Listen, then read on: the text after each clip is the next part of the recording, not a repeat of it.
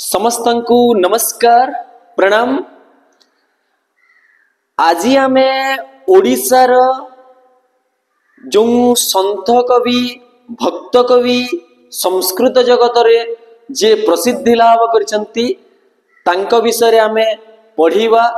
तांको जीवनी केमिति बितेइतिले तांको जयदेवंकर विषय रे जो लोककथा प्रचलित अच्छी से सबु विषय वस्तु को आजिर क्लास रे आमे विस्तृत भाव रे पढ़िबा।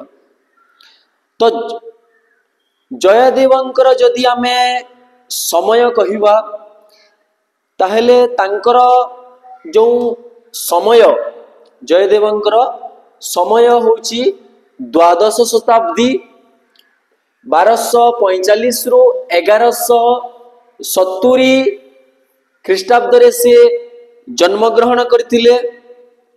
हेले जयदेवंकर जन्म स्थान विषय रे विभिन्न कवि मानकर भिन्न भिन्न प्रकार मत रहिथिले। सुद्धा उत्कल प्रदेश रे ओडिशा प्रदेश रे केन्दुबिल्व जनपद रे सी जन्म ग्रहण करथिले। एटा बहुत ही प्रमाणिक तथ्य। हेले बंगर कवि माने जो बंगर कवि माने तांकु बंग प्रदेशर वीर भूमि वीर ग्राम रे जयदेवंकर जन्म स्थान बोली की कहि थांती। से जहा होन कहीं कि आमे आम ओडिशार जने महान कवि हिसाब रे उत्कल प्रदेशर जयदेव को आमे नहीं थाउ। तांकर बापांकर नाम थिला भोजदेव, माता थिले रमा देवी और तांकर पत्नी थिले पद्मावती। तांको बापा भोजदेव, माता थिले रमा देवी, पत्नी थिले पद्मावती। आउ पद्मावतींकर बापा तांकर ससुर थिले किए ना देव शर्मा थिले तांकर ससुर। तो जो पौराणिक कथा वस्तु रही अछि जयदेवंकर बापा आउ माँ माने भोजदेव आउ रमा देवी से माने बहुत ही ज्यादा भगवान विष्णु को माने से जगन्नाथ को आराधना करुथिले। तांको सब वेले निरंतर से माने प्रार्थना करुथिले जगन्नाथ को। तो गोटे थर कौन है ना जयदेवंकर माँ भगवान को मागिले भगवान को कि हे प्रभु मोर गोटे संतान गोटे जन्म हो। तापरे जेतेबेले रमा देवी रो स्वामी यानी कि जयदेवंकर बापा भोजदेव पचारिले निज स्त्री को कि तू भगवान को कौन मागिलु। तो रमा देवी कहिले भोजदेव को कि मु भगवान को आम पाई गोटे संतान जेमिति उत्पत्ति हो सही बरटी मु भगवान को मागिली। तो एइथिरु भोजदेव रमा देवी को बहुत ज्यादा कौन हेले ना रागी जाइतिले, बहुत ही ज्यादा रागी जाइतिले। तापरे कौन हैला ना दिने दुई दिन स्वामी स्त्री भितर जेमिति झगड़ा लगी थाए ठीक से परि भाव रे भोजदेव आउ रमा देवी दुई दिन कथावार्ता कले ना। दुई दिन परे तांको घर को गोटिए साधु सन्यासी आसिले। साधु सन्यासी को खाइबा देले। तापरे दुखर कौन पाई माने तम उभयंक भितर मु जहा अनुमान करि पारछि जे उभय टिके दुखित रहुच बोले लगुछि। तो रमा देवी आ भोजदेव सारा वृत्तांत तांकु कहिले। तापरे सही सन्यासी उभयंकु कहिले चिंता करिवार किछि नाही, आपण मानंकु गोटिए ज्ञानी गुणी गोटिए संतान जन्म ग्रहण करिवे।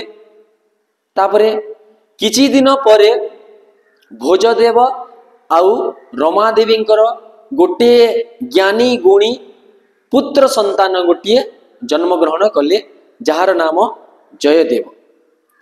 सही जयदेव पिला दिन ही भक्ति रे भगवान को स्मरण करुथिले, निरंतर से जगन्नाथ को स्मरण करथिले, भक्ति रे ही से लीन थिले। देखिथिबे आपण माने मध्ये जेमिति गोटे गोटे छुआ छोट दिन ही तांक भितर संस्कार आसी थाए। तो किछि दिन गला तापरे जितेबेले भोजदेव आउ रमा देवी उभय कौन कले ना, जितेबेले जयदेव बड़ हेले भोजदेव आउ रमा देवी उभय बानप्रस्थ दीक्षा रे दीक्षांत होई वन को चली गले। एही समय रे जयदेव एकुटिया तांकर जो छोटिया कुटीरी थिला से कुटीरी रे रहुतिले, छोटिया झोपड़ी भलिया गोटे घर रे रहुतिले, आउ जगन्नाथ को निरंतर स्मरण करुथिले। तापरे कौन हैला ना, गोटिए ब्राह्मण थिले पुरी रे देवशर्मा, तांकर नाम देवशर्मा। पुरी रे जो थिले ब्राह्मण देवशर्मा, तांकर मध्य कौनसी संतान हेउ नथिला। तो सी प्रभु जगन्नाथ को माने मंदिर को जाइए स्मरण कले कि प्रभु मोर किछि संतान उत्पत्ति हो नहीं, संतान जन्म होनी, तेणु करी कि आपण को विनम्र मोर निवेदन कि मोर जो प्रथम संतान हेबो ताकू मु आपणक निकट रे देई देबी। तापरे किछि समय गला देवशर्मार गोटिए कन्या गोटिए झियो जन्मटिए हैला। जेतेबेले से झियो जन्म हैला तापरे से झियो टिके धीरे धीरे बड़ हैला। से झियो को नहीं कि देवशर्मा जगन्नाथ मंदिर को आसिले। जगन्नाथ मंदिर रे जगन्नाथ को गुहारी कले कि प्रभु आपण जेमिति कहितिले मोर गोटे संतान हैला, मोर कहिबा अनुसार मु एही कन्या को आपणक निकट रे मु दे दोछि, आपण को मु कोन कर दोछि अर्पण कर देली। जेमिति माने फूल अर्पण करंती सेमिति निज कन्या को से कोन कले ना अर्पण कले। तापरे कोन हैला ना, अर्पण करिकी पूजा पाठ करिकी सबु जाक जो वृत्तांत पुरी रो माने पुरी रो जो पंडा माने जो पूजक माने थांती तांकू सही सबु जाक वृत्तांत जणेले। तापरे घर को आसिले, पद्मावती को धरिकी झीटा को धरिकी आसिले। तापरे से सोईतिले। राति रे तांकू जगन्नाथ स्वप्नादेश हेले कि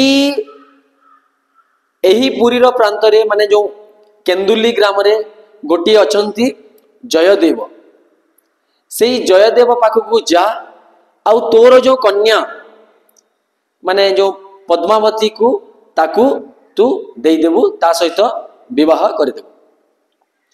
तापरे ता आर दिन आसिले। आर दिन जेतेबेले देवशर्मा आसिले पुरी रो जो पूजक मान को कहिले सारा वृत्तांत। तापरे पुरी रो पूजक माने मध्य कहिले हाँ गोटे तो पिलाटी अछि आउ ता ना जयदेव, आउ से जगन्नाथ मंदिर को सबुदिन पूजा करिया पई आसे, बढ़िया सरल पिलाटी। तत्क्षणात देवशर्मा पद्मावती को धरिकी जयदेवंक पाखकू गले। छोटिया कुटरी भितरे जयदेव रहुथांती। सेठारे से जेतेबेले जयदेव को देखिले तांको माने तांको प्रणाम कले। देवशर्मा बड़ है कि मध्य छोटिया पिलाटा को प्रणाम कले आ कहिले कि एटा होचंती मो झियो पद्मावती, आउ ताकू आपण विवाह करंतु, मते जगन्नाथ स्वयं स्वप्नादेश होइछंती। जयदेव आश्चर्यचकित हो गले कि एई भली किपरि आपण कथा कहउचंती, मु तो गोटे गरीब, आपण एते पंडित ब्राह्मण उच्च कुलर, मो पाखरे किछि नाही, मु केमिति आपणक झील को ग्रहण करी से बहुत मना करथिले। तापरे विश्वासी हो नथिला जेते बेले तांकर जो देवशर्मा आउ मंदिर आउ जो किछि पूजक माननकु डाकी आनले प्रमाण स्वरूप से पूजक माने मध्य कहिले सारा वृत्तांत। तापरे कोन हैला ना पद्मावती को देवशर्मा जयदेवंक पाखरे छाड़ी की से चली आसिले। तापरे जयदेव कहिले काहाकू ना पद्मावती को कि तुमर बापा देवशर्मा तुमको छाड़ी की एठू चली जाइछंती पले जाइछंती तो तुमे केमिति एही जंगल भितरे गोटिए छोटिया कुटीरी रे केमिति तुमे रहिबो बोली कि कहिले किए ना जयदेव। तापरे पद्मावती जयदेव को प्रणाम करी कहिले मो बापा आपणंकु मते अर्पण करिकी जाइछंती तेणु करिकी मु वर्तमान आपणंकर आपण जेमिति रहिबे मु मध्य आपणंकर हेले। एई कथा सुनी कि जयदेव भाबिले कि पद्मावती ठीक कहूची ताकू जदि मु जदि ग्रहण न करिवि ताहेले मते निश्चित भाव में कौन हेबो ना पाप लागिवो जेहेतु ता बापा ऑलरेडी छाड़ी जाइछंती। ठीक अछि ता आर दिन नेक्स्ट दिन जयदेव पद्मावती को धरिकी तांको बापा माने पद्मावतीर बापा देवशर्मा घर को गले। सेठारे वैदिक रीतिनीति रे पद्मावती को विवाह करिले। तापरे देवशर्मा अन्य जो ब्राह्मण मान को ब्राह्मण भोजन देले। तापरे पद्मावती को नहीं कि जयदेव निज घर को आसीगले। जयदेव बहुत ही माने गरीब घर थिले मध्य प्रत्येक दिन से माने भिक्षा वृत्ति करिकी किछि लोकन को से खाइबा को दउथिले। तापरे से निजे अन्न ग्रहण करुथिले। आउ प्रत्येक दिन से जगन्नाथ को स्मरण करुथिले निरंतर। तो गोटे दिन कौन है ना किए ना आमर जयदेव जयदेवंकर जो रही अछि तांकर जो कृति गीत गोविंद तो से गीत गोविंदर रचना करुथिले लेखालुखी करुथिले माने भगवान स्मरण दृष्टिकोण रु। तो जिते बेले काहाकू स्मरण करुथिले जगन्नाथ को स्मरण करके कृष्ण पाद कृष्णंकर विषय रे वर्णन माने लेखुथिले। सही समय से स्नान करिया पई जानती जिते बेले स्नान करिया पई जानती सेठारे किछि समय परे स्वयं जगन्नाथ माने कृष्ण आसी थांती घर को आउ जयदेवंक बेशरे जिते बेले हठात एते शीघ्र आसीगले कि पद्मावती पचारे गाधी के आसिल हाँ कहले हाँ कहले आ जो माने पांडुलिपिटा जो लेखुथिले से पांडुलिपि को मागिकी से लेखिबा आरंभ कले। तो से जो पदटी लेखि पारु नथिले किए ना जयदेव सेई पदटी स्वयं श्रीकृष्ण निजे लेखिथिले। देहि स्वरगरल खंडन मम शिरसि मंडनम देहि पद पल्लवम मुदारम। এই जो उक्तिटी এই जो माने पदटी लेखिदिले स्वयं किए ना श्रीकृष्ण लेखिदिले। तापरे से पुणी गले किछि समय परे स्वयं जेते बेले जयदेव आसिले पुणी तांका स्त्री आश्चर्य हो गले। आश्चर्य एबे तो आपण आसिले पुणी कोन हला। तो तापरे पद्मावती को पुणी मागिले से पांडुलिपिटा दियो लेखिबा। तो जेते बेले से तांकर जो पांडुलिपिटा देखिले से आश्चर्यचकित हेले। अरे एई पदटा तो मु लेखिनी के लेखिला। तो तांको स्त्री कहले एबे बा आपण लेखि गले। तो से एई जिनिस एई आश्चर्य तथ्य जिनिस जानि पारिले नाही।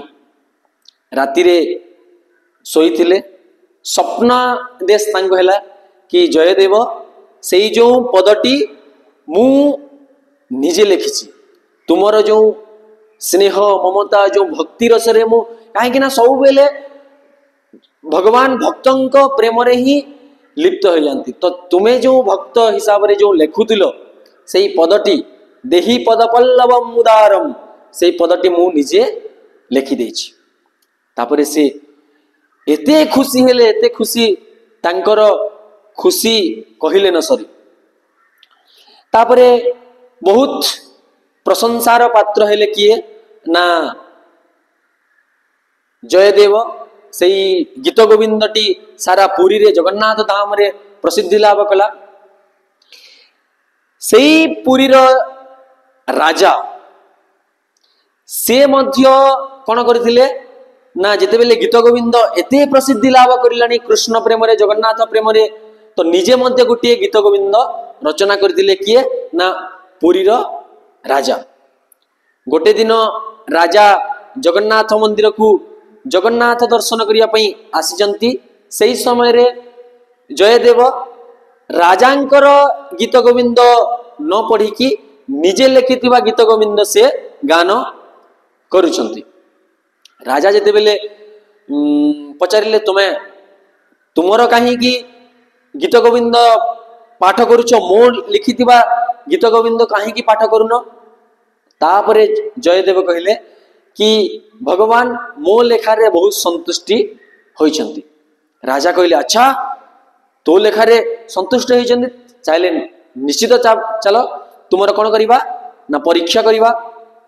तापरे कौन हैला ना राजा निजे लिखिथिबा गीत गोविंद आउ जयदेवंक लिखिथिबा गीत गोविंद उभय को जगन्नाथंक पाद तले अर्पण करदेले।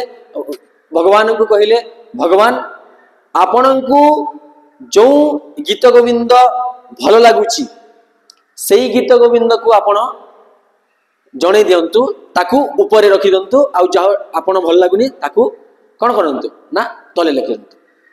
तापरे मंदिर रो पूरा कवाट बंद हैला। मंदिर रे थिबा सब पूजक माने बाहर को आसिले। जयदेव आउ राजांक उभय लिखिथिबा गीत गोविंद को जगन्नाथंक पाखरे रखागला। किछि समय परे तापरे जेते बेले द्वार जो कवाट खोला गला राजा प्रथमे आसिकी देखिले राजांक लिखिथिबा गीत गोविंद उपरे जयदेवंक लिखिथिबा माने गीत गोविंदटी अछि। तापरे राजा बहुत दुखित हेले कि प्रभु मोर पूजा पाठ रे कोन किछि भूल रही गला कि से मन दुख करिक से घर को राजा आसी गले। तापरे कोन हैला ना राजा सोईतांती। राजा को स्वप्नादेश हैला कि देख तू मन दुख जमा भी करनी तू भी जो लिखिछ सेटा मु बहुत संतुष्ट अछि। हेले जयदेव जो रचना करिसंती गीत गोविंद सेतिरे जो भक्ति रस रही अछि ताहा अत्यंत मनोरम हृदय को छुई गला परी। तेणु करी कि तू जमा भी मन दुख करनी जयदेवंकर जो गीत गोविंद रचना हेची ताकू तू जाई कि प्रचार प्रसार कर। तापरे राजा स्वप्न जिते भांगिला माने से आश्चर्यचकित होगले। जगन्नाथ से प्रणाम करले।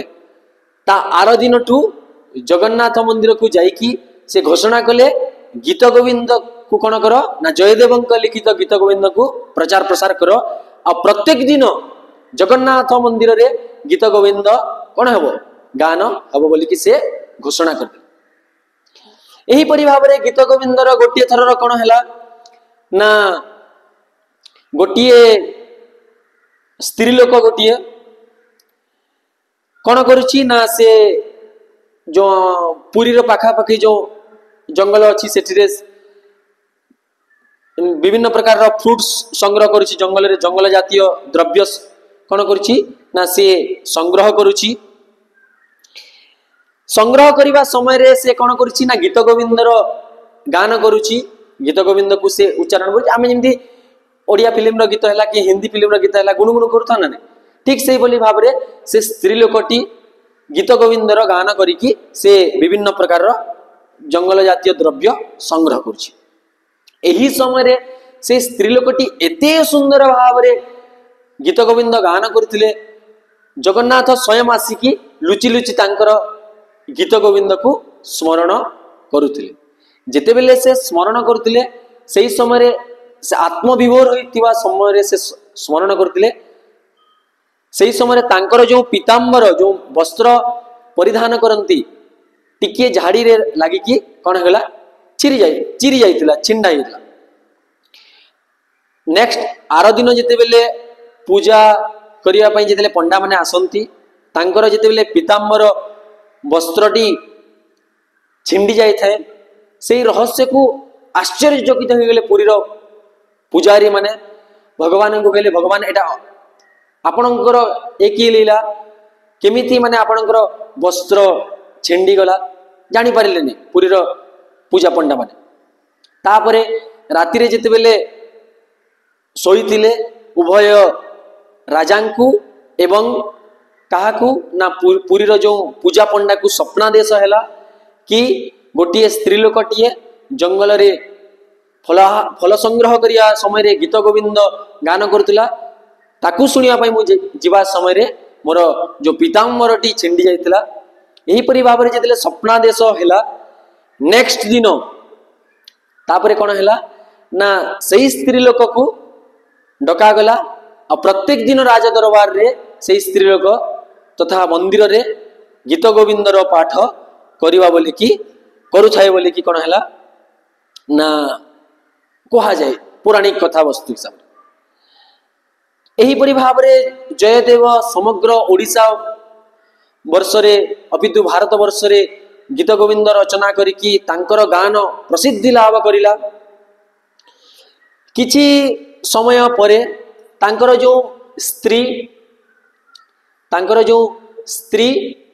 पद्मावती निज ससुर घर को जाई थांती तांको ससुर घर को किछि दिन जानती ना नहीं माने जो स्त्री लोक माने निज बापा घर को तो देव शर्मा घर को जाई थांती सही समय रे कोन हैला ना गोटिए धनी लोक तार नाम भगवान दास सही धनी लोकर ना भगवान दास से जयदेवंक पाखकु आसिकी किछि दिन रहिबा पई कहंती को ग्राम तांकर जो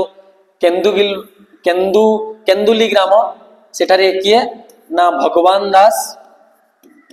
दास जो धनी लोकटे आसिकी जयदेवंक ग्राम रे जयदेवंक पाखरे किछि दिन से रहिले ठीक अछि तापरे किछि दिन रहिबा परे कोन हैला ना हमरो जयदेवंकु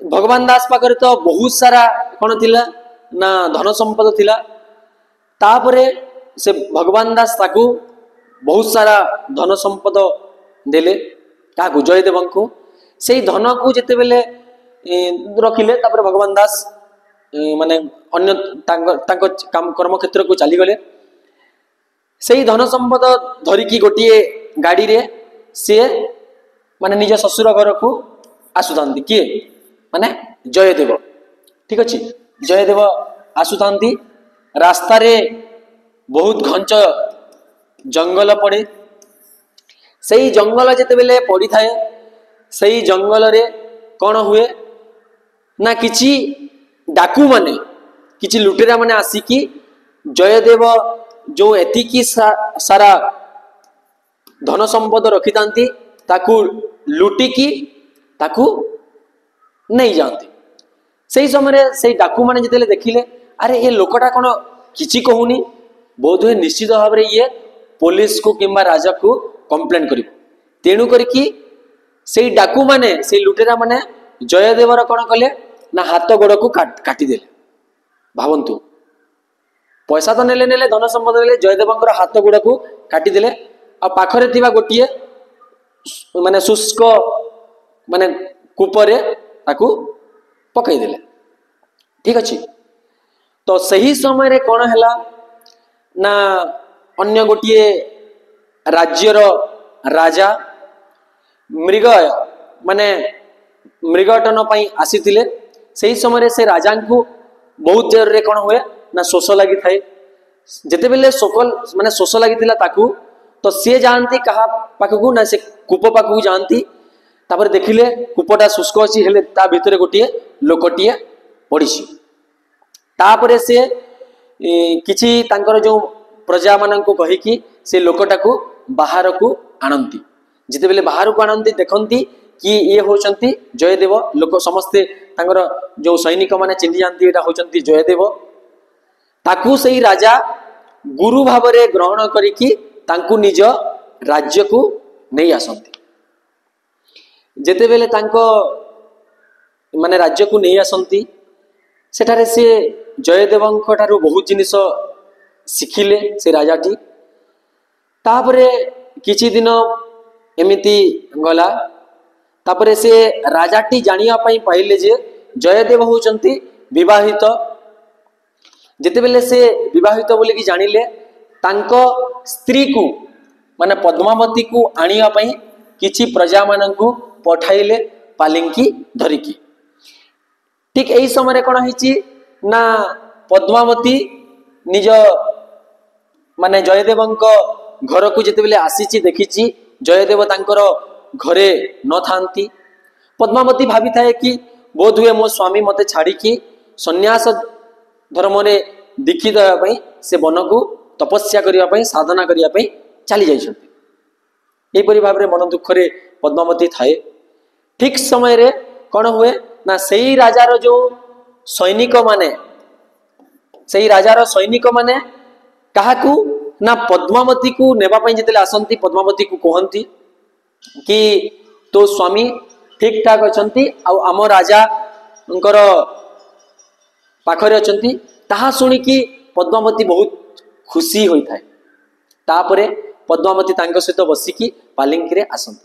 ଯେତେବେଳେ ପାଲିଙ୍କିରେ ଆସିକି ରାଜପ୍ରସାଦରେ ପହଞ୍ଚନ୍ତି, ସେହି ସମୟରେ ଯେତେବେଳେ ଜୟଦେବକୁ ଦେଖନ୍ତି ସେ ବହୁତ ଦୁଃଖିତ ହୁଅନ୍ତି। ତାଙ୍କ ହାତ ନଥାଏ, ଗୋଡ଼ ନଥାଏ, ବସିଥାନ୍ତି ଗୋଟେ ଜାଗାରେ ଜୟଦେବ। ସ୍ୱାମୀଙ୍କୁ ପଚାରିଲେ କି ସ୍ୱାମୀ ଏଇ ତମର କି ପ୍ରକାରର ଅସୁବିଧା ହେଲା?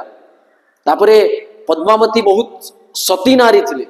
ସେ ଜଗନ୍ନାଥଙ୍କୁ ଗୁହାରି କରନ୍ତି, ପ୍ରଭୁ ମାନେ ମୋ ସ୍ୱାମୀ ସହିତ ଏ କି ପ୍ରକାରର କଣ? ତାପରେ ମୋ ସ୍ୱାମୀର ସବୁ କିଛି ଠିକ ଠାକ କରିଦିଅ, ହାତ ଗୋଡ଼ ଫେରେଇ ଦିଅ ପ୍ରଭୁ ବୋଲିକି ପଦ୍ମାବତୀ ଡାକିଲେ। ଯେତେବେଳେ ସତୀ ନାରୀଟିଏ କିଛି ବି ଇଚ୍ଛା କରିଥାଏ ତାହା ସଫଳ ହୋଇଥାଏ ବୋଲି ଆମେ ପୌରାଣିକ କଥାବସ୍ତୁରୁ ଆମେ ଶୁଣି ଆସିଛୁ। ତ ଜଗନ୍ନାଥ ପଦ୍ମାବତୀର ଡାକ ଶୁଣିକି ବହୁତ ଖୁସି ହେଇକି ଯେତେବେଳେ ପଦ୍ମାବତୀ ନିଜର ସ୍ୱାମୀର ଦେହକୁ ଛୁଇଁ ଦିଅନ୍ତି, ତାପରେ ପଦ୍ମାବତୀ ମାନେ ଜୟଦେବଙ୍କର ପୁନଃ ହାତ ଗୋଡ଼ ଆସିଯାଇଥାଏ। ତ ପୁଣି ଜଗନ୍ନାଥଙ୍କୁ ବହୁତ ବହୁତ ଧନ୍ୟବାଦ ଦିଅନ୍ତି। ଏହିପରି ଭାବରେ ରାଜାଙ୍କର ଘରେ ପଦ୍ମାବତୀ ଆଉ ଜୟଦେବ ଦୀର୍ଘ ସମୟ ପର୍ଯ୍ୟନ୍ତ ରହିଥିଲେ। ଠିକ ସମୟରେ କ'ଣ ହେଲା ନା ରାଜାଙ୍କର ଗୋଟିଏ ଭାଇ ତାର ସ୍ତ୍ରୀ ମୃତ୍ୟୁବରଣ କରେ। ଯେତେବେଳେ ମୃତ୍ୟୁବରଣ କରେ ମାନେ ତା ଭାଇର ସ୍ତ୍ରୀ ସେଇ ସମୟରେ କ'ଣ ହଉଥିଲା ନା ଝାସ ଦେଉଥିଲେ, ମାନେ ସତୀଦାହ ପ୍ରଥା ହିସାବରେ ମାନେ ଅଗ୍ନିକୁ ସେମାନେ ମଧ୍ୟ ଡେଇଁ ପଡୁଥିଲେ।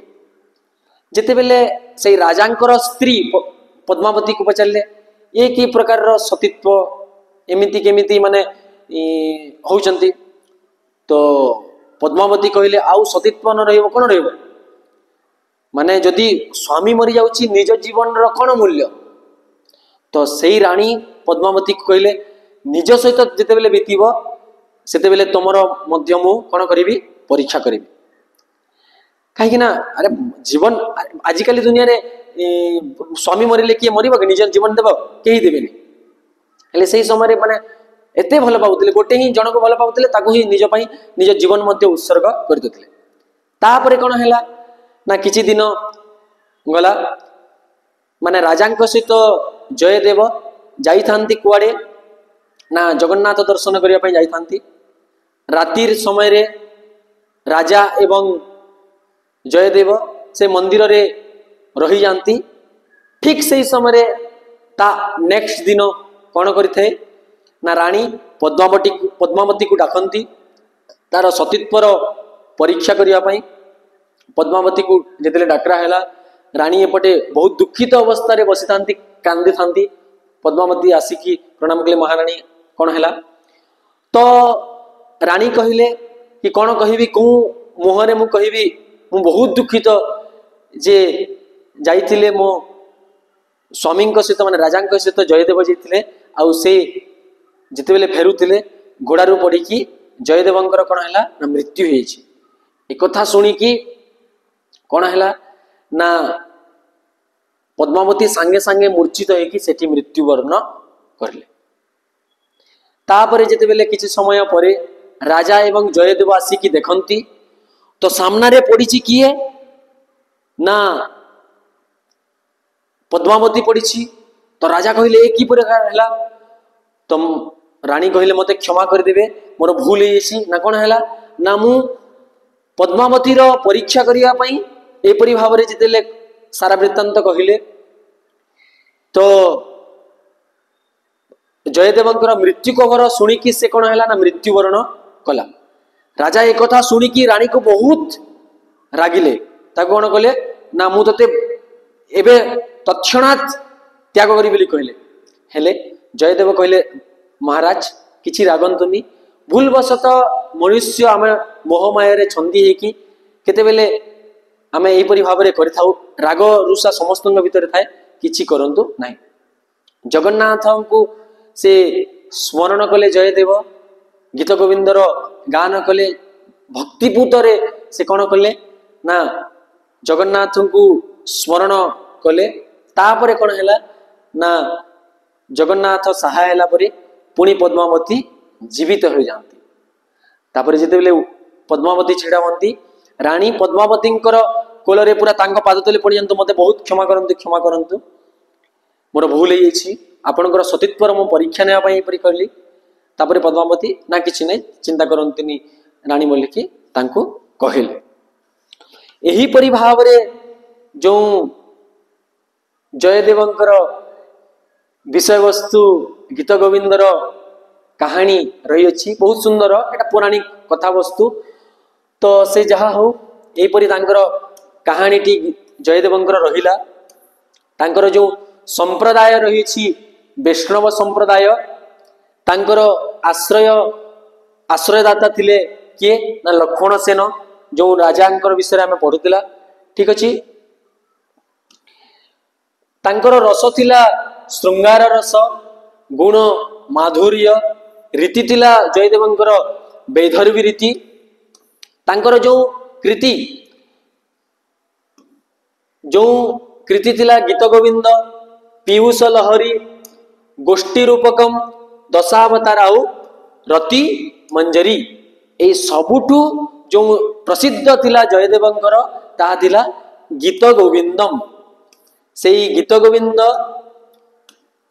गोविंदटी तार उपजीव्य रही भागवतर दशम स्कंदर 40 नंबर अध्याय को नेकी गीत गोविंदर रचना करिसंती एटा गोटिए गीतिकाव्य भक्ति ग्रंथ गीत गोविंदम होउची सेतिरे विषय रही राधा कृष्णर शाश्वत प्रेम विषय रे वर्णना रही गीत गोविंदम रे ठीक अच्छे एठारे गीत गोविंदम रे 12टी सर्ग रही 12टी सर्ग प्रबंध संख्या रही 24टी प्रबंध श्लोक संख्या 72 72टी एथिरे श्लोक रही गीत गोविंदम रे ए गीत गोविंदम रे जेतेले माने जगन्नाथ रथ यात्रा होइताय जेतेबेले जगन्नाथ नंदीघोषरु पहंडी विजय होइताय वर्तमान मध्य पुरीर पंडा माने गीत गोविंद को गान करिथांती एही गीत गोविंदर अन्य नाम गुड़ाक होउची गोपनाटकम गीत गोविंदम रो अन्य नाम होउची गोपनाटकम किए कहिथिले ना विलियम्स जेम्स 1799 19 मसीह से कहिथिले गोपनाटकम बोलिकी सेहीपरि भाव एडविन आर्नोल्ड गीत गोविंदम ताकू कहिथिले गीतिनाट्यम बोलिकी सेहीपरि भाव आउ जणे बान स्ट्रीडर से कहिथिले यात्रा प्रबंध बोलिकी मध्य गीति माने गीत गोविंदम नाम रही। आउ जनक मतरे धर्म नाटकम बोलिकी मध्य गीत गोविंदम विभिन्न प्रकार नामकरण रही अछि। ए सबु नाम गुड़ा कहला गीत गोविंदम अन्य नाम। एई जो गीत गोविंदम को आधार करिकी बहुत गुड़े कवि माने तांकर टीका रचना करथिले। गीत गोविंदम जो प्रथम टीकाकार होचंती उदयनाचार्य। गीत गोविंदम प्रथम टीकाकार होचंती किए ना उदयनाचार्य। कौ टीका सेटा भाव विभाविनी टीका। भाव विभाविनी टीका ठीक अछि प्रथम टीका।